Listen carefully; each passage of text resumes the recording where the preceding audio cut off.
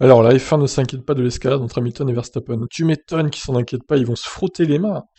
Et moi-même, hein, j'ai vu sur ma chaîne une explosion des vues et des abonnements grâce à ce clash, à ce conflit, à ce crash entre les deux. Donc, continuez les gars, hein. Moi ça m'arrange aussi. Et la F1, je pense que ça l'arrange incroyablement également. Durant les 16 années durant lesquelles j'ai été directeur de course, je ne suis jamais rentré dans la pièce des commissaires de course au milieu d'une course ou d'une séance, a déclaré Horner. Donc, il revient du coup sur le fait que Wolf y soit allé.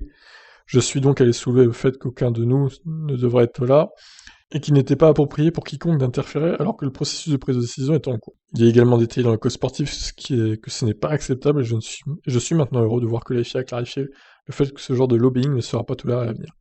Alors là, pour le coup, je suis plutôt du côté d'Horner, parce que, ouais, c'est vrai que Wolf, ce qu'il a fait, c'est un peu limite.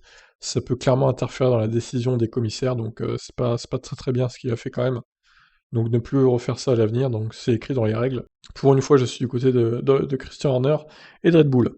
Donc, Domenicali assure auprès de la Gazzetta dello Sport qu'il n'est pas inquiet d'une possibilité d'escalade entre Hamilton et Verstappen. Au contraire, je suis heureux de voir un changement où les protagonistes veulent démontrer leur suprématie. Le fait qu'il y ait ce genre de tension sportive fait partie du jeu.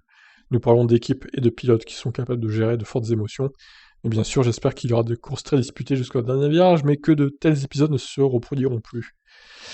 Oui, évidemment, ce que veut voir la F1, c'est des dépassements, des batailles serrées entre les deux, c'est pas des crashs. Je pense que même si évidemment les crashs feront plus réagir toujours que les dépassements, puisque les anti-Verstappen et les anti-Hamilton se battront entre eux pour savoir lequel des deux est fautif, donc ça fera du clic, du clic, du clic sur les réseaux sociaux, etc. Mais moi, honnêtement, je pense qu'il y aura encore des accrochages entre les deux, hein, c'est quasi sûr. Alors peut-être pas dès la Hongrie, mais plus on va se rapprocher de la fin de la saison, surtout si ça reste serré entre les deux niveau points, si la Mercedes est revenue au niveau, ça va être très très tendu jusqu'à la fin.